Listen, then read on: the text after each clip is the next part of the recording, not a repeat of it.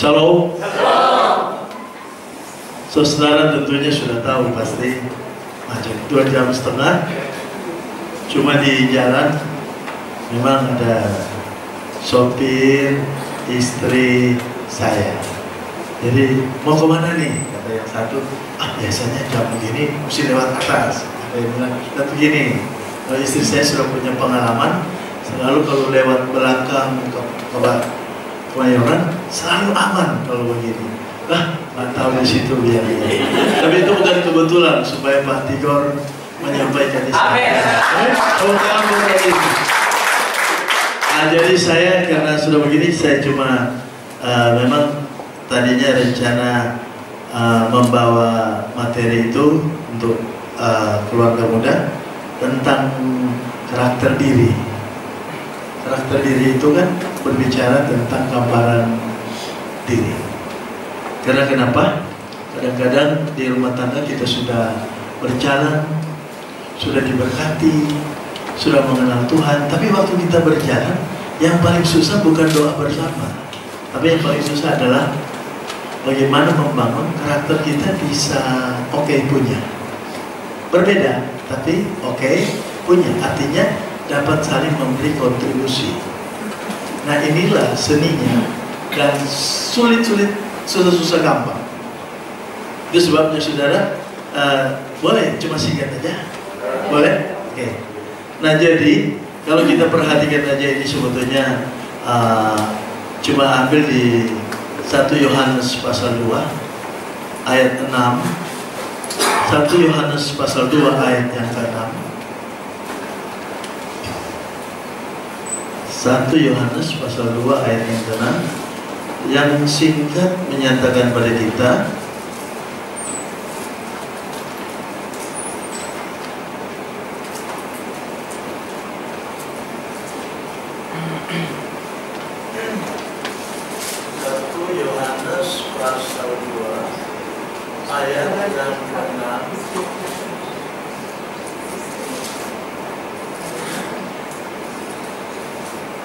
kita baca sama-sama.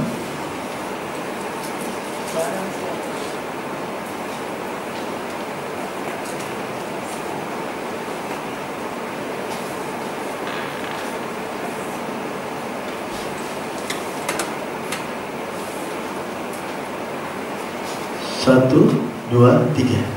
Siapa yang mengatakan bahwa ia ada di dalam Dia, ia wajib hidup sama seperti Kristus telah hidup. Jadi saudara, kalau mau bicara tentang bagaimana sebetulnya kita membangun dalam rumah tangga karakter diri kita atau gambaran diri kita, memang tidak ada lain pola yang paling tepat selain pola Tuhan Yesus. Karena kalau kita perhatikan di sejak kelahiran Yesus, Lukas dinyatakan di sana bahwa sebagai anak dia telah tumbuh sempurna. Secara horizon dia bertumbuh, disenangi oleh orang-orang, dia bertambah sehat, tambah kuat. Jadi pertumbuhan itu bersifat holistik. Kemudian seperti dikatakan Pak Tigor tadi, bahwa keluarga yang kuat itu keluarga yang holistik. Tidak boleh cuma vertikalnya bagus, tapi horizonnya kurang bagus. Tidak boleh, dia bagus sekali horizonnya, vertikalnya nggak bagus. Itu merupakan holistik, keseluruhan. Itu sebabnya itu hanya kita dapati di dalam Yesus. Ketika tahun 80, saya diminta oleh Universitas Indonesia. Mereka mengatakan, Pak Richard, coba kira-kira you gambarkan itu salib, ada aspek teologianya. Saya bilang bahwa salib tidak ada aspek teologianya. Karena salib itu kan kayu yang dipakai, ada gambar begini, ada yang gambar plus. Tetapi kalau kita simbolkan bisa. Karena orang kalau pegang kayu yang ke atas saja, nanti jadi sombong rohani toh. Itu lu salah, mana salah, dan kita salah. Tapi juga saudara, kalau cuma pakai horizonnya juga cuma menunjukin kurang bagus. Itu sebabnya dia merupakan kombinasi salib itu, dan disitulah Tuhan pertemukan sempurna kita membangun kehidupan. Nah, itu sebabnya kenapa ini karakter atau gambaran diri ini penting dalam hidup kita. Sebab kalau kita perhatikan dalam Roma pasal 12 ayat yang kedua, kalau tidak salah firman Tuhan bunyi begini, berubahlah ya, supaya ada pembaharuan budi. Persembahkanlah dirimu, itu sudah kita semua sudah persembahkan. Tapi ada konotasi yang bagus sekali. Itu bicara tentang karakter. Walaupun kita sudah berjalan di tengah-tengah keluarga, tapi kalau karakter kita tidak dikembangkan, sayang. Kadang-kadang kita menikah dengan seseorang, saudara lihat satu kali, siapa ini yang penyanyi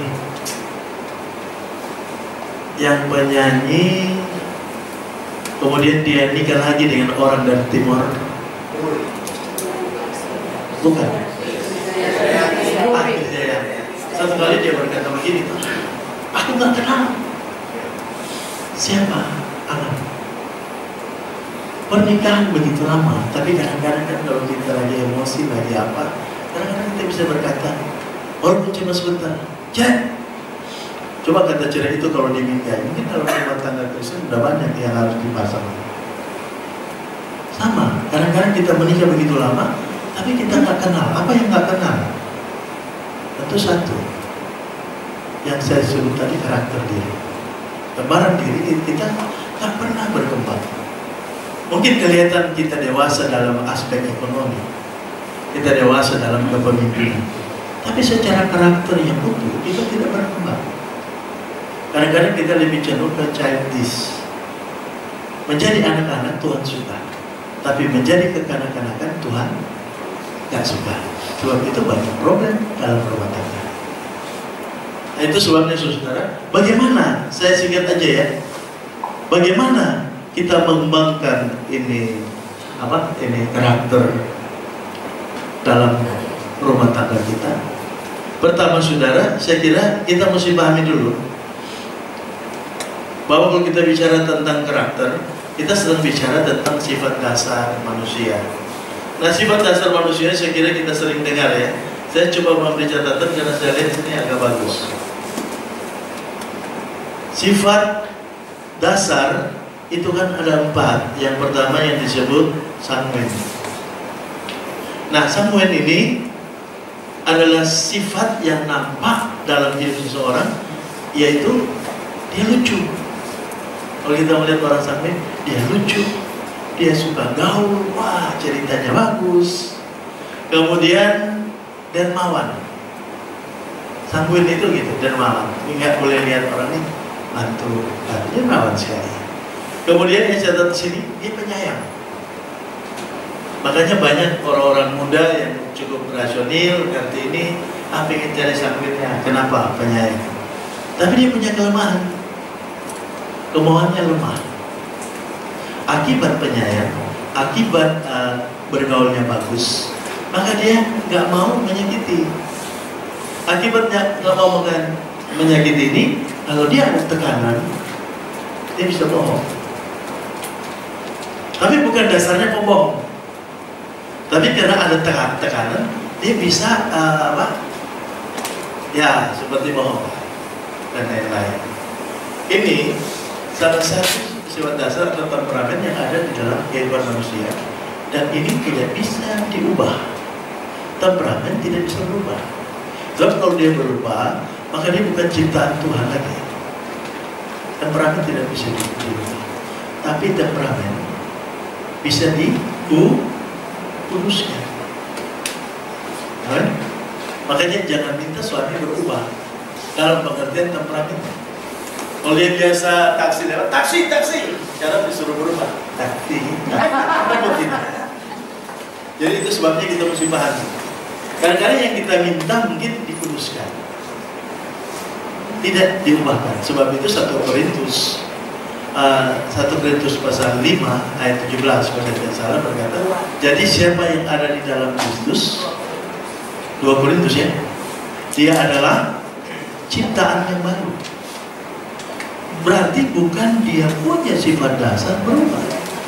Karena pada waktu manusia diciptakan Tuhan, saudara lihat, Ada ayat mengatakan begini, setelah pagi dan petang Tuhan melihat manusia, Tuhan mengatakan good, bagus. Dosa instruksi masuk. Waktu dosa masuk, bukan karakter yang berubah, tapi kecenderungan dari karakter itu lebih cenderung kepada dosa. Itu sebabnya setelah kita ada dalam Kristus, Roh Kudus memenuhi kita, makanya kita lihat ada pengudusan di sana. Makanya saudara jangan kaget kalau suami kita yang Samuel ini jangan dituntut dia berubah. Mungkin yang diperlu adalah kekudusan. Di orang Manado bilang kertas pasir digosok terus sampai dia menjadi halus. Itu yang pertama ya, Samuel. Karena dia memang bukan tukang bohong, tapi tekanan, nggak bisa ada tekanan. Ketika dia ditekan, dia lebih suka untuk menghindar dengan berbohong. Ini cenderung. Kemudian yang kedua, yang ada di dalam sifat dasar manusia ini ada yang disebut flegmatis, ya. Nah, saudara, kalau Anda perhatikan yang salah satu sifat ini adalah dia memiliki reaksi yang lambat. Flegmatis ini agak lambat. Karena dia agak lambat, maka dia ini orang yang sabar. Makanya kalau ada persoalan orang lain, dia coba tenang, karena lambat bereaksi. Rumah kebakar, maka orang begini paling bagus. Rumah kebakar, semua udah bingung. Tenang. Apa? Maling. Jadi dan menyabar. Istri udah apa? Rumah ada otak rupanya. Apa mah? Makanya orang-orang begini katanya yang paling bagus duduk di keuangan. Rumah mana keuangan kita? Tenang saya hitung ya. Flegmatis. Ya. Nah, saudara, karena dia tenang begini, saya catat di sini begini. Reaksinya lambat, maka dia sabar. Dan karena dia agak lambat, dia suka mendengar. Makanya Anda lihat suami-suami yang flegmatis ini, dia punya hebat itu. Ada terus dia mendengar terus sampai lama dia bisa dengar.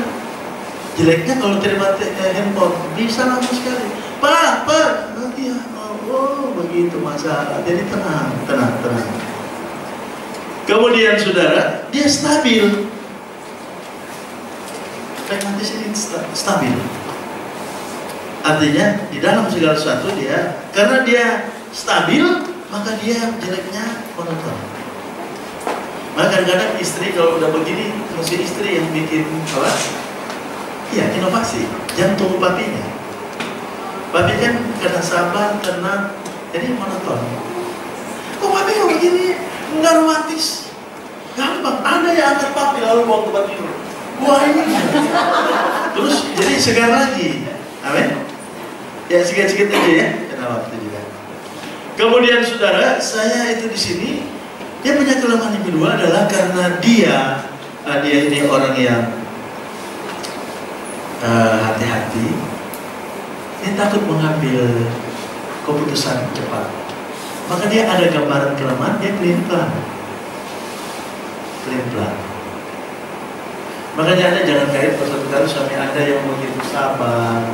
Tapi dalam mengambil keputusan, contoh, mau makan di mana? Dia bilang, terserah gitu. Nah, kalau kita jalan mobil tuh, kalau ke kiri mungkin macet atau enggak, mungkin yang istri kita ternyata ya terserah. Supaya kalau kita yang ambil langkah lalu macet, nah kan, tapi yang ambil langkah. Jadi ada yang begitu. Jadi ini ciri-ciri ya, saya cirinya dulu ya. Kemudian dia takut salah. Makanya kalau bersama dalam keluarga, lalu ada istri yang begini, Anda lihat. Kalau Anda pria, Anda suami, maka nggak perlu menyalahkan. Kalau kita sudah tahu ada kondisi, nggak perlu menyalahkan istri atau bertanya dengan pertanyaan begini. Kenapa ini di sini? Gak usah. Samuel akan berkata, bukan saya, tapi yang flegmatis akan bilang begini. Iya, emang sudah begitu? Jadi begitu kondisi dan kelemahannya. Kemudian yang ketiga, ini yang disebut kolerik. Kolerik ini adalah sifat dasar yang keras, tegas, kemudian berani. Nah saudara, kita tahu bahwa salah satu daripada temperamen ini banyak dipakai oleh orang Tuhan, oleh orang-orang yang menjadi pemimpin. Kebanyakan banyak. Anda lihat di toko politik, kalau sudah ribut di atas forum, ya memang sudah begitu. Yang dramatis mata tenang, shalom. Tapi yang kolerik dia bisa maju, karena itu memang karakter yang sudah Tuhan berikan kepadanya. Di gereja juga ada Pak Sebentong, iya, ada banyak. Karena ada di kita. Kelemahannya sembrono, kelemahannya terburu-buru. Tapi kalau dia mempersiapkan diri atau dapat pasangan yang pragmatis atau orang yang teliti, maka suami seperti ini akan menjadi ujung tombak yang luar biasa. Amin.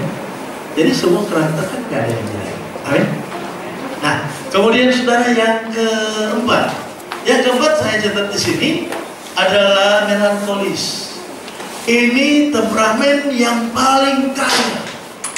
Kenapa yang disebut paling kaya, saudara? Karena dia punya nilai art, seni yang tinggi. Bukan seni dalam pengertian nyanyi, bukan. Dia punya kemampuan dan kepekaan yang sangat tinggi. Dan keunggulannya adalah dia kaya dengan berbagai talenta. Maka Anda lihat kalau orang melankolis, udah pintar ini, bisa itu, bisa ini. Kadang-kadang kita lihat banyak. Kalau kita lihat tahu melankolis.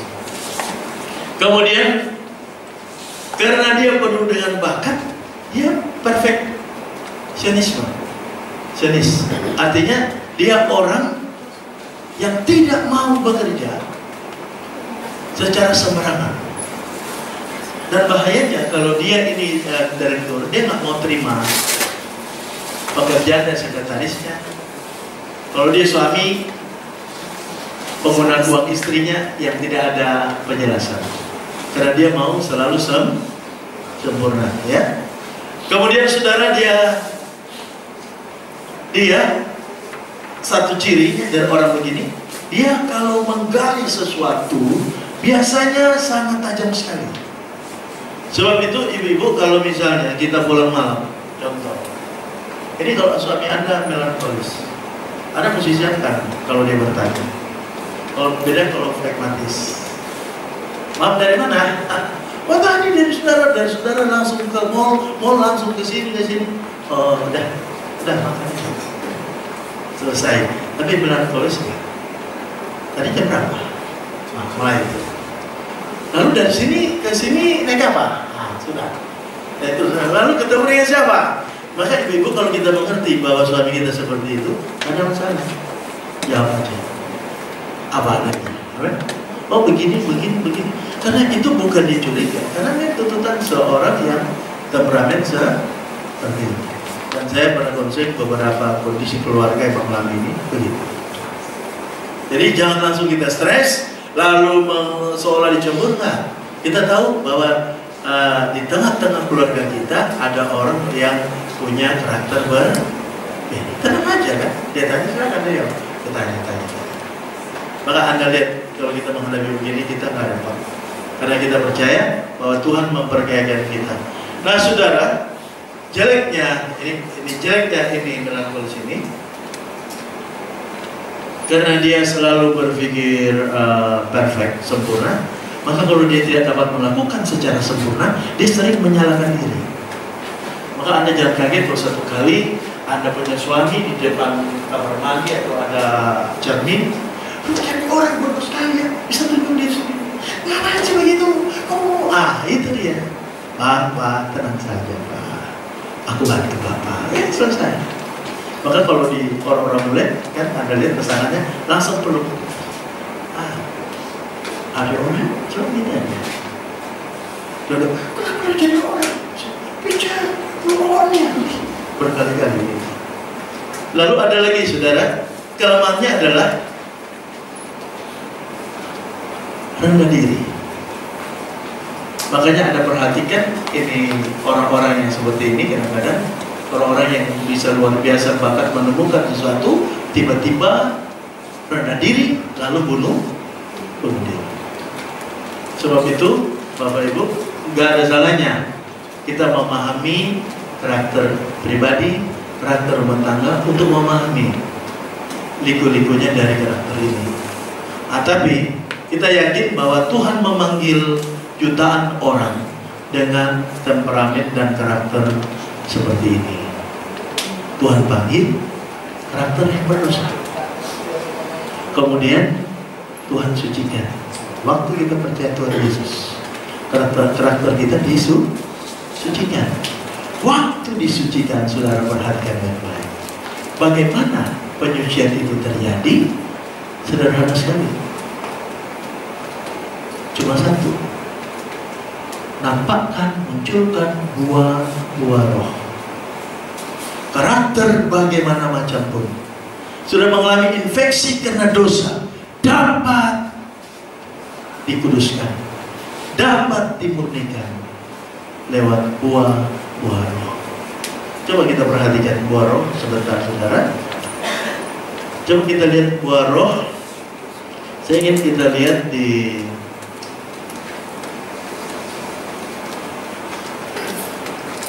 buah roh itu di Efesus ya. Di mana? Oh, Galatia 5 ayat 22 aja. Coba kita perhatikan Galatia 5 ayat 22. Kita lihat sebentar. Karena saya ingin bagaimana itu karakter itu bisa dikuduskan.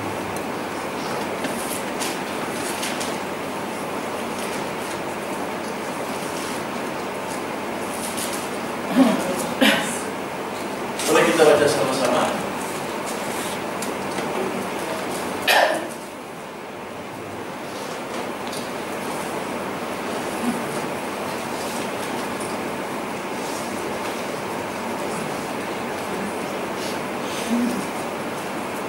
Karena memang beberapa buku menuliskan bahwa karakter tidak bisa diubah.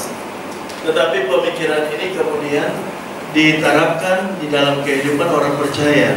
Tetapi saya teliti baik-baik bahwa karakter memang tidak bisa diubah. Karena itu yang membuat kita berbeda. Kita ciptaan Tuhan, bukan robot. Sebab kalau itu bisa diubah sama sekali, maka kita ini bukan makhluk yang diciptakan Tuhan dengan cara bebas lewat karakter kita. Tetapi setelah itu dikuduskan, disucikan oleh Tuhan, maka kita bisa dalam Filipi pasal 2, kalau saya perhatikan ayat 5 dan 6, jadi kita bisa memiliki perasaan dan pikiran seperti Tuhan Yesus. Berarti karakter kita bisa diubah. Coba kita lihat saudara di Galatia ya. Galatia pasal berapa tadi? 5. Oke. Pasal 5 ayat 22. Kita baca sama-sama lalu kita coba telaah kembali di karakter ini. Ya, 1, 2, 3. Tetapi buah roh ialah kasih, sukacita, damai sejahtera, kesabaran, kemurahan, kebaikan, kesetiaan, kelemah lembutan, pengendalian diri. Tidak ada hukum yang menentang hal-hal itu. Sekarang kalau kita perhatikan ini, coba mulai lihatnya. Kalau temperamen Samuel, kira-kira buah roh apa yang lebih cocok? Coba saudara lihat di sini di ayat 22. Karena dia tidak bisa tertekan. Padahal dia kan periang, bergaul bagus. Tapi dia nggak bisa mengatakan tidak kadang-kadang. Sehingga kadang-kadang karakter ini bisa membawa dia kepada kejadian. Apa kira-kira yang diperlukan dalam buah roh ini? Tetapi buah roh ialah kasih, sukacita, damai sejahtera, kesabaran, kemurahan, kebaikan, kesetiaan. Apa yang diperlukan seorang sahabat? Ya setia. Setia. Setia kepada siapa? Keluarga. Setia kepada Tuhan. Setia pada komitmen perkawinan. Sehingga ketika di dalam pekerjaan, di dalam manapun, walaupun dia baik sekali di kantor. Saya mau kasih contoh. Saudara, boleh saya kasih contoh Pak siapa? Pak Joni, Bro satu kali keluar dari rumah. Bro mau tiap pagi Bro ke kantor itu, mesti lewat tetangga yang rumah kelima. Bertepatan itu guru Injil perempuan yang baru tugas di gereja. Nah tiap Bro mau ke kantor, mesti lewat gereja. Nah pagi-pagi begitu Bro mau jalan, ini wanita guru Injil ini, wanita ini belum menikah, selalu bertepatan dia keluar rumah mau ke kantor gereja. Shalom, pas Bro Joni lewat, shalom. Kira-kira bagaimana kalau ngambil untuk drop di guru Injil, mau drop di gereja, kira-kira ada masalah? Tidak masalah. Ibu ada masalah? Bertepatan pas selalu jaga sama, selalu begitu. Enggak masalah. Kalau cuma 1 bulan. Kalau 5 tahun baru kerja di situ, lewat terus shalom. Nah ini besok. Kalau begitu ya betul. Dan Pak Joni waktu dibilang begitu, Pak Joni sambil, nah, aku suci firman Tuhan berkata, bantulah. Mana yang benar dong, yang negatif. Nah, apa yang kita perlukan? Ya tadi, kesetiaan. Itu mungkin ada jalan. Kalau memang ada duit, sudah dilawan sebelum gereja untuk antar hal-hal. Tapi sebagai panggilan. Nah, ini kan topik keluarga. Jadi kita mesti punya komitmen sampai oleh buah roh, aku mau setia pada perkara. Betul, nggak apa-apa. Tapi kalau nyonya aku di rumah, setiap aku keluar kantor, selalu wow. Aku memilih tidak sama sekali. Jadi diperlukan. Dan ada beberapa hal nanti saudara bisa garis ini. Sekarang kita lihat yang kedua, sifat apa? Pragmatis. Saudara perhatikan, karena dia orang yang sabar, orang yang bereaksi lambat, dari segi banyak hal bagus. Untuk melakukan bisnis itu nggak tergesa-gesa. Apalagi katanya di saham nggak boleh tergesa-gesa, tapi mesti tenang. Nah ini pragmatis ini bagus sekali. Dia ada mungkin orang lain sudah ambil. Tenang, sabar, gitu. Tapi saya mengatakan sudah apa yang dibutuhkan. Oleh karena dia terlalu tenang, dia monoton, dan dia bisa pilih plan. Apa yang dibutuhkan oleh karakter ini dalam buah roh tadi? Saya baca lagi ya, supaya kita ada pemahaman. Tetapi buah roh ialah kasih, sukacita, damai sejahtera, kesabaran, kemurahan, kebaikan, kesetiaan, kelemah lembutan, penguasaan diri. Apa kira-kira yang perlu dibantu pada karakter itu? Pragmatis. Mungkin saya kira pertama sukacita. Orang bisa lambat, tetapi mulutnya mesti senyum. Bangun pagi, itu suami bangun, shalom, kan enak. Ya tetap. Mana? Biasa. Contoh lagi. Dulu saya pernah katakan kita jadi tren. Nah kalau suami kalau nonton sepak bola, dia punya emosi bisa fluktuasinya tinggi, gol. Istri pragmatis. Begitu sampai gol, kan nonton sama istri. Begitu dia balik ke belakang, istrinya cuma gol. Apalah? Gol. Nah, makanya seperti begini, apa yang perlu ditambahkan? Oh, gua mau sukacita. Biar lambat kalau sukacita beda. Amen. Ayo Pak, cepat, glory, tapi tetap masih pelan. Itu sukacita. Jadi dia lambat, tetapi dia punya dinamika. Amin. Maka itu buat sukacita lah kalau senantiasa. Artinya itu sukacita jangan terlambat. Menuju ke meja makan bisa terlambat, tapi sukacita mesti selalu ada. Suami pulang dari kantor, apa yang paling ditunggu oleh suami? Bukan handuk panas selalu ngelap, itu sih penting. Tapi pertama sukacita. Begitu sampai wah, langsung kelihatan senyum.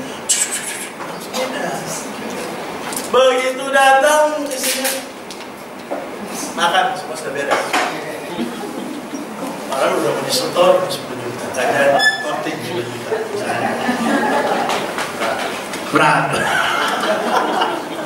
Oke, jangan terlalu panjang lagi. Saudara, jadi ada beberapa yang diperlukan oleh temperamen ini loh, saudara ya. Mungkin bukan hanya sukacita, tapi saya lihat di sini mungkin sukacita, damai sejahtera. Karena damai sejahtera itu membuat dia tidak merasa terancam, tidak merasa harus buru-buru nanti kejadian ini ABC. Dan kemudian yang ketiga, temperamen yang ketiga adalah kolerik. Apa yang dibutuhkan oleh keluarga ini? Apa? Apa Pak? Ya, pengendalian diri. Itu aja yang paling penting. Dan ada yang lain tentunya, tapi pengendalian diri. Makanya kalau kita penolong, bagaimana kita mendapatkan diri pada suami kita yang tersebut? Ingat, dia punya prestasi bisa tinggi sekali, tapi tergantung oleh penolong. Dia bisa sebentar muncul kemudian ampuh. Tapi kalau kita mampu memberi kontribusi sebagai penolong yang selalu memberi pengendalian diri pada dia, dia akan jadi luar biasa. Amin. Itu sebabnya kita dalam karakter ini. Nah, kalau nyonya kolerik, apa yang diperlukan ditambahkan? Kesetiaan, setia bersama suami. Jangan sampai dia jadi dia menguasai seluruh rumah tangga. Amin. Jadi mesti ada balance. Porsi ini. Dan yang terakhir, saudara, pada temperamen yang keempat, yang kaya sekali ini, yaitu melankolis. Apa yang perlu ditambahkan? Melankolis ini banyak sekali makan. Yang perlu ditambahkan hampir banyak sekali. So, kalau enggak, dia akan mengalami kehidupan yang sangat misterius sekali. Dan saya mau kasih tahu bahwa paling banyak orang-orang terkenal selalu ada melankolis 40% sampai sekian. Nah, kadang-kadang ada karakter yang terjadi kombinasi. Ada kolerik, tapi ada campuran ini, campuran itu. Tapi sekali lagi, bahwa semua temperamen ini, semua sifat dan karakter ini, apapun bentuknya, tidak akan mengalami keadaan-keadaan yang sulit dan bahkan menjatuhkan, bahkan menghancurkan rumah tangga kita kalau kita semua menghidupkan peranan Roh Kudus dalam karakter kita. Waktu kita menghidupkan peranan Roh Kudus, maka Roh Kudus itu akan membawa kita kepada buah-buah Roh Kudus. Dan saudara akan melihat perubahan yang paling besar terjadi waktu orang dipimpin oleh Roh Kudus, selain bahasa roh dan yang lain, yaitu perubahan karakter. Kalau perubahan karakter terjadi, maka kita akan jadi serupa dengan Tuhan Yesus. Gambaran diri kita adalah seperti gambaran Tuhan Yesus. Nah, inilah yang paling penting. Dan saudara kalau pulang di rumah, nggak apa-apa kalau suami istri kira-kira ini cuma diseng-sengnya. Catat-catat nggak apa-apa. Wah, yuk kita cek ya. Di kamu banyak temperamen apa sih? Gitu. Nggak apa-apa, supaya kita saling mengenal.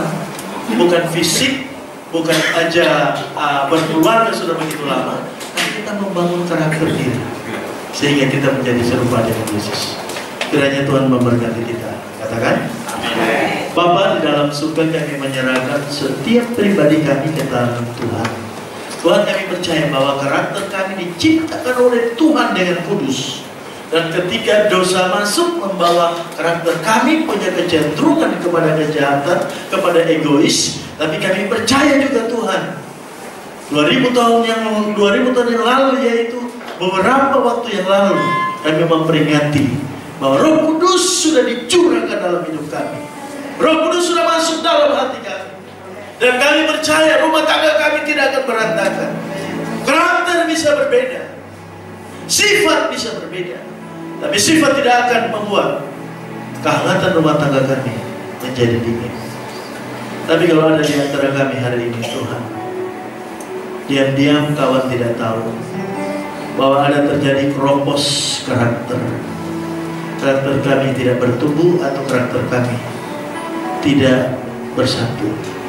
Kami mohon Tuhan Yesus, Roh Kudus, kami mohon lewat firman yang kami dengar dari Pak Tigor dan penjelasan dari hamba mengenai karakter diri, kami berdoa Tuhan, buat kami rendah hati untuk kembali kami melihat ke dalam karakter kami, untuk menemukan kekuatan dan kelemahan kami, supaya ketika kami minta Roh Kudus membuahi karakter kami dengan buah-buah Roh Kudus, kami percaya kami akan menjadi pribadi yang semakin indah, rumah tangga yang semakin saling mengerti, dan tentu kami akan menikmati keserupaan dengan Tuhan Yesus akan terjadi di tengah keluarga kami.